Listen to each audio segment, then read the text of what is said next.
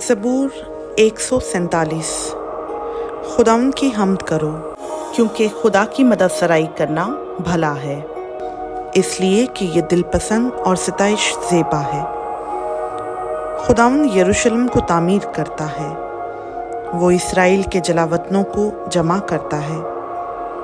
वो शिकस्ता दिलों को शिफा देता है और उनके ज़ख्म बांधता है। वो सितारों को शुमार करता है और उन सब के नाम रखता है। हमारा खुदावंद बुजुर्ग और कुदरत में अजीम है, उसके फ़हम की इंतहा नहीं। खुदावंद हलीमों को संभालता है, वो शरीरों को खाक में मिला देता है।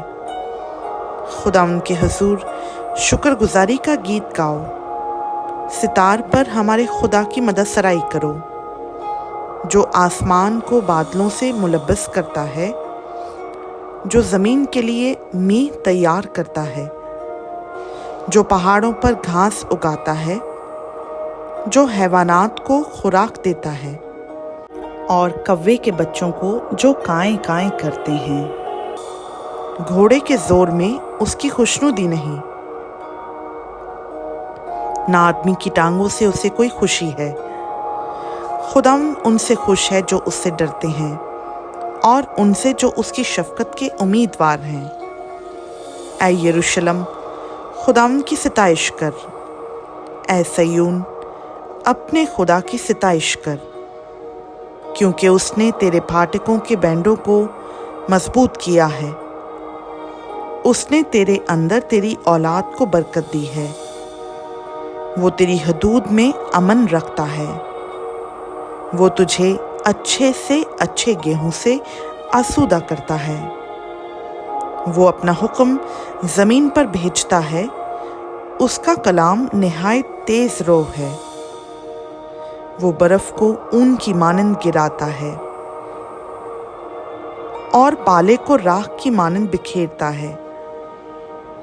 वो यख को लुकमों की मानंद फेंकता है। उसकी ठंड कौन सह सकता है? वो अपना कलाम नाजिल करके उनको पिघला देता है। वो हवा चलाता है और पानी बहने लगता है। वो अपना कलाम याकूब पर ज़ाहिर करता है और अपने आईन व अहकाम इस्राएल पर। उसने किसी और कौम से ऐसा सलूक नहीं किया और उसके अहकाम को उन्होंने नहीं जाना। खुदावंद की हम्द करो।